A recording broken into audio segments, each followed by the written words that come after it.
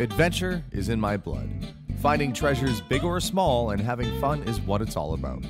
With my wife Melissa and our 3 kids, life is pretty full. But there isn't a mountain we can't climb together. This isn't your ordinary antique store. My name is Alex Archbold and this is Curiosity Inc.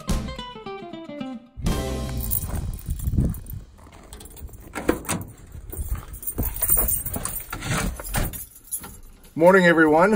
It is, what day is it today? It's Thursday today.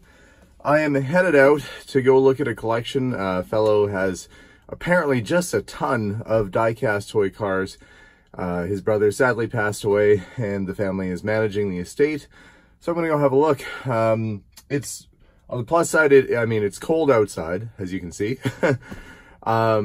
But it is twice as warm as it was yesterday, which is pretty bad considering it's minus 20. And I'm thinking, wow, how warm out.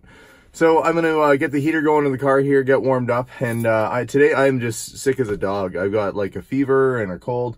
But there's no sick days when you own your own business. You can't call in. So customers are going to come in today and see me kind of just like, you know, laying back in my chair like a zombie, I'm sure. But got to get the work done. So let's go check this place out.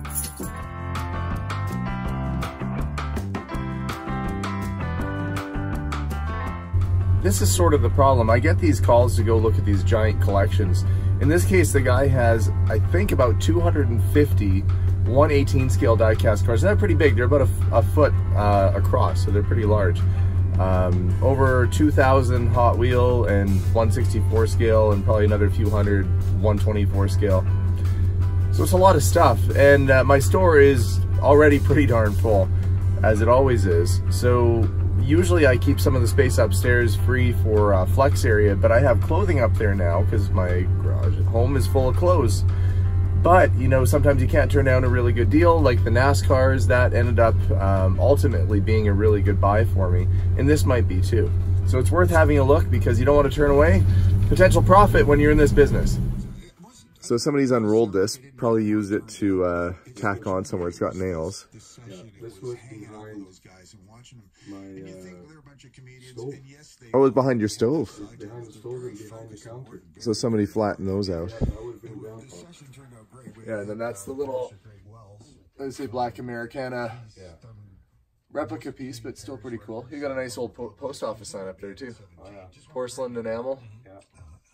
Reminded of this guy. I haven't seen that one before. That one apparently came from KC. out here. It was Ron's Coach and Bus. Okay. It's got the hanger on it, which is nice. Yeah. And so you said you spent 2 years basically documenting what was inside every single box. Yeah. So there's Ertl. And then it's all by category. All by, yeah, it starts off with your... So he must have been collecting in the 90s and 2000s because yes. Jada, those were popular for a short period of time. Yeah. Racing cars, stock roads. Like the boxes are pretty much, they're assorted pretty much every box, eh? Okay. Like, and did you sort them by brand or by make, like Chevrolet, Ford, that kind of thing? Chevrolet, Ford. When Okay. it comes to the binder, it's all done by Okay. Chevrolet, Ford. Okay. It's an actually working wind vane. So the This propellers thing? go that, yeah. And you carved that out of wood? Yep.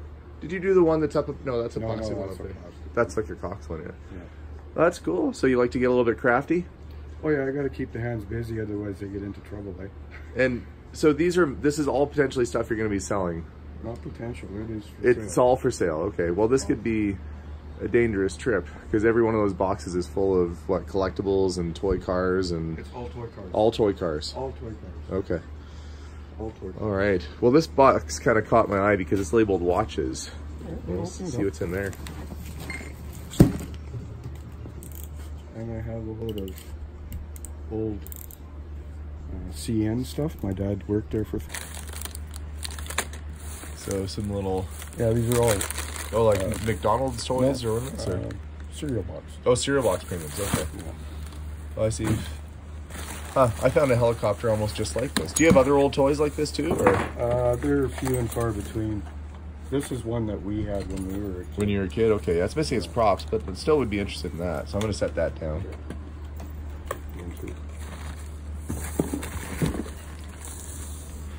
I once bought a life-size Woody at an antique show, and you wouldn't believe the jokes I got walking around. Oh, hey, look at the size of that guy's Woody, ha ha ha. No, pocket fisherman, yeah. That's a cool peel. Yeah, I've had those guys before. I'll put that over here in the... Let's chat about pile. I'll make a little pile here and see if we can figure some stuff out. Buzz Lightyear. So your family worked in the railway? Yeah. Yeah. Okay. Well, if there is railway stuff, I'd probably be interested in that too. Yeah. That's probably why there's so many little trains and things. Watch fobs. It looks like you got it wrapped up pretty good there. Oh, I see. Are they kind of on trays? On a tray. When was the last time you were through this one? box? You might be interested in. What? The sock? Yeah. Yeah, the fancy looking sock. It's in the sock. Oh, okay. 1933. Chicago World's Fair. Yeah, it's a novelty pen. Yeah. I have a pencil actually from the same World's Fair. It's massive. I guess everything was huge. Somebody had a marketing idea. Let's make everything massive for the World's Fair, because I've got a pencil that's huge too. Yeah. Okay, yeah. See, a little bit newer pocket watches and stuff. We'll dig through and have a look. The right size for Woody. You want it without Woody? No, let's see what it looks like in there. He's got even Woody needs a day off every once in a while, hey? Yeah. He just needs a martini in one hand and he'll be all set in some warm weather. That's cute. I got a standing offer on 15,000. 50. So that's a restored 66 GMC truck underneath there? Yeah. Well, it's going to be safe. I mean, nobody would get it out of here without a lot of work. And you kind of built this up by hand too, right? I did. So you repainted it? There's no glue in here. Yeah. And then it's strapped and nailed. Kind of like they build the old barrels. I want to try and make it as authentic. Yeah, no, I mean, if you're putting that in your house or outside, it's a nice ornament. And then this is all old pallets. Oh, so you just rip the pallets apart? And... I repurpose. I have a hard time driving down the alley and seeing something. Someone else's trash? Through my mind, I've already got something built with it. Yeah, no, that's cool. You know? AFX was probably one of the most fun tracks you could get. Oh, okay. They stuck to the track really well. They had this really strong magnet that was built in. And the tires dried out really quick. But you could get some that would light up too. Like that one might have light up headlights on it. Oh, okay. But yeah, okay. You had to work. Years to. Yeah, this would be World War I. It is. It's stamped 1912. Yeah, and the leather is still actually not too bad on it. Yeah. This is one of those things that they don't really reproduce. So when you see them, generally, well, I mean, you can get reproductions of anything, but you can tell from the age on this one. Small little head. I guess it just sat on top of your head though, but like it's a pretty big variety of stuff, really. You know, it's just figuring out where this is all going to fit. So I'll have to talk about the main collection and see about the diecast, what we'd have to come at on that. Well, they thought, you know, using your phone and texting was distracted driving. How about making a cup of coffee in your own auto coffee maker that you plug in and brew your own pot of coffee on the go? Yeah. I guess that never caught on. And this is all railway related stuff. Should be. There might be a few odds and sods. I see the, you know, Canadian National Railway. Yeah. Which hasn't been. This is that plate off of the train. Yep.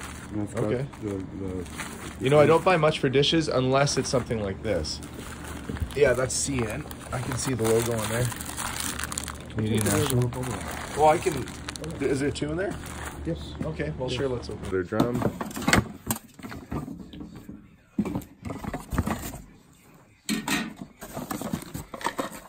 Any fountain pens at all, or? Let's get down here. Okay. We'll be getting into it. I have a vintage Field. I like the old. Look at the old Apple one there. It's when they first started out. It's their old logo. Yeah, milk bottles. you know, people collect certain brands. They like them with the advertising on it. What they do is they fill these things up with like white little balls of foam. So it looks like there's milk in it, and then you can see the logo really well. That was kind of neat because it's got the baseball player on it.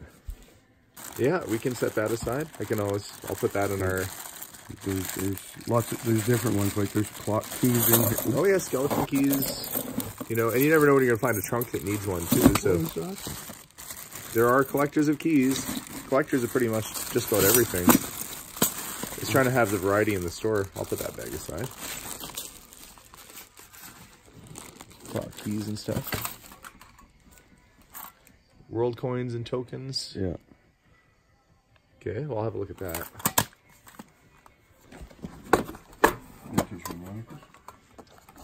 Yeah, harmonicas I'd be into. Yeah, there are people for world money. I mean, some of this is probably still valid, and some of it's... yeah, well, government's changed fucking hands so many times, you never know, they change the money. Oh yeah, it's hard to keep up with the countries changing all the time. This little Honer. You need the belt for it. So this is a really old dentist drill. Yeah. Much pain has been caused with somebody handling this, saying, "Open up there, son." And it works. And it does work. It does work. Have you tested on your mouth? No. And here's the flip pedal. Okay. Well, yeah, dentist drill. People like oddities, and somewhat people consider that kind of a creepy collectible, but there are buyers for that. The art of tap dancing. I guess you could learn how to tap dance. Glass doorknobs. Always have use for those. Might actually need those in my old house I'm working on. So I'll put those aside. This is a 8-ball shifter. It came out of an old car. It's kind of marbled. Got an interesting little piece. Hot rodder kind of shift knob. That's cool.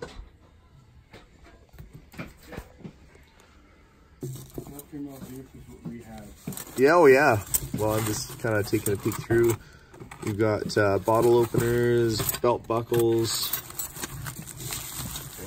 Does it go down one more layer? It looks like it does. Oh, I see. Those are the lighters down there. Okay. Yeah, I mean, there's lots of collectors for Zippo. There's one there.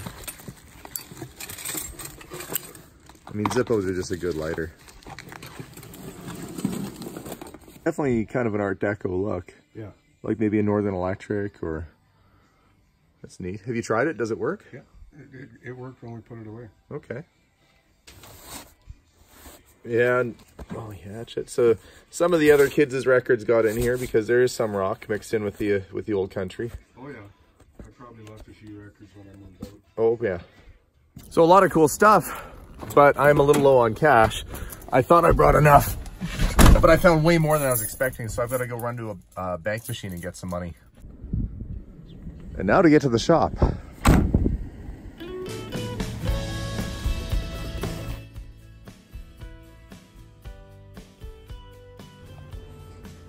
And this sign was just pretty cool. It's about 5 feet by 3 feet, so it's a good size.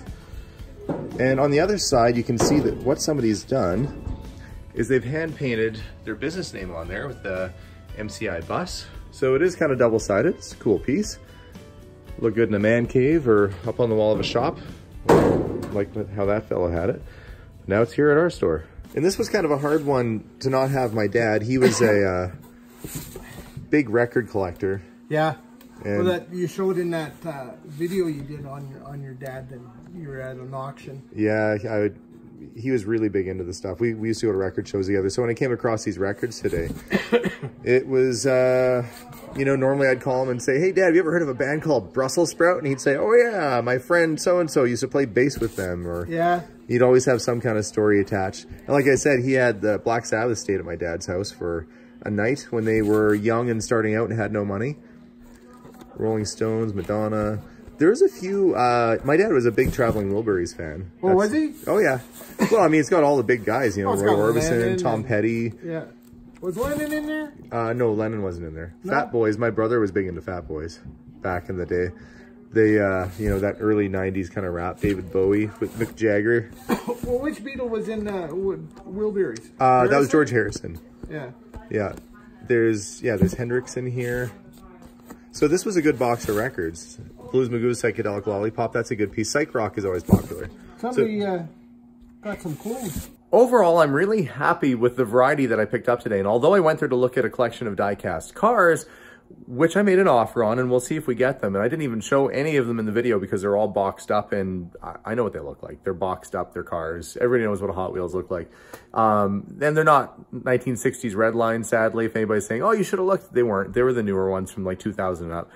But, you know, still collectible to a degree. But let's show you what I picked up today and see if it was worthwhile. I was pretty happy with the selection and variety that I got when it came to the records, because there's a lot of psych rock, and these can be quite valuable to the right person. So I did find some psych rock records, and you know, there was probably about 60, well, I would say about 60 of them total, and all of them pretty decent. I had a chance to pick through and pull out the good ones. So there's lots of value, even just when it comes to the records.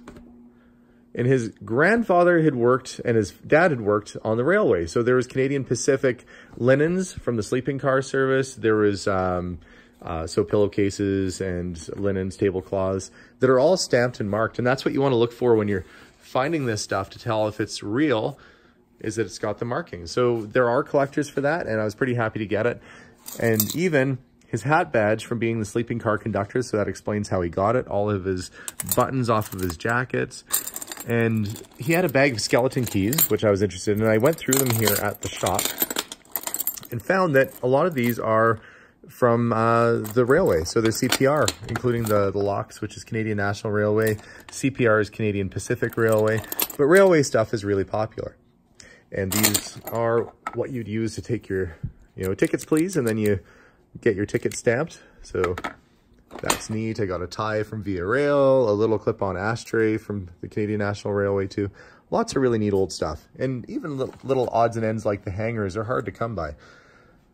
I was pretty pleased to go through the slot car box and find out that I had quite a variety of 1970s and early 1980s AFX slot cars. These are very popular, especially when you get into the old trucks and the 55 or 6 Chevys. Really collectible, boogie vans, so lots of cool stuff there. And these are the 2 milk bottles. I left all the ones behind that were just unmarked. The only ones I brought were the ones that he had that had logos on them. And that's where the collector market is. I hadn't seen this one before with the baseball player on it, but that's pretty cool. Of course, ended up with the dentist drill. And yes, there are people who collect things like dentist drills. And these are all the Canadian National plates that we picked up too. So not quite a full set, but a good variety of them. And of course I had to bring the pump in because, well, he put a lot of effort into it. Handmade the base for it, put a little pot on the side, very cute in a garden, and he did a nice job restoring it back to basically original colors. So, thought I had to come to the store. Cute little Dachshund piggy bank. He would have locked up originally. He's got a little crack there on his collar, but a cute little decoration. I've had one of these before and it sold really quick. I'm sure that one will go fast too. The old porcelain enamel. And they call it porcelain enamel because it's baked on, and there's a big debate out there. But if you look up porcelain enamel on the internet, you'll see what I mean. Post office sign.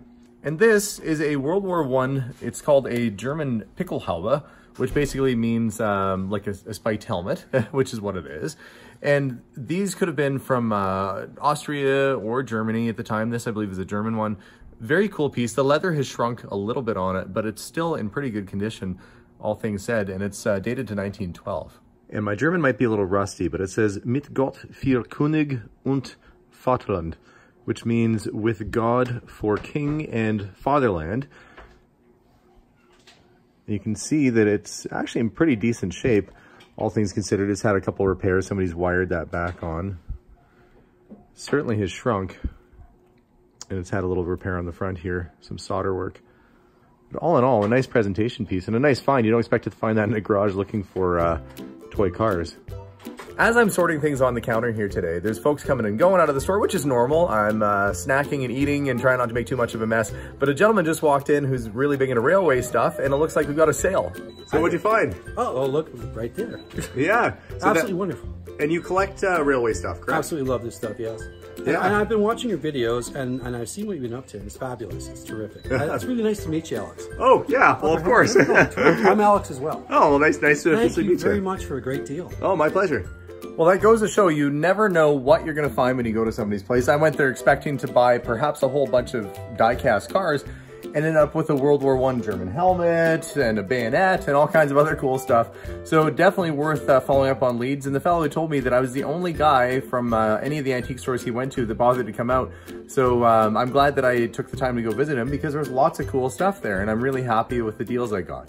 Thanks again for watching, guys. I hope you enjoyed this episode. If you're interested in ever purchasing something from us or want to see some of our updates, you can go to Instagram at Curiosity Inc. YEG, or follow us on Facebook under Curiosity Incorporated. Or you can come in live in person and see us here in the store if you're ever through Edmonton or if you're local. So thank you so much for watching, and we'll see y'all soon. Bye for now.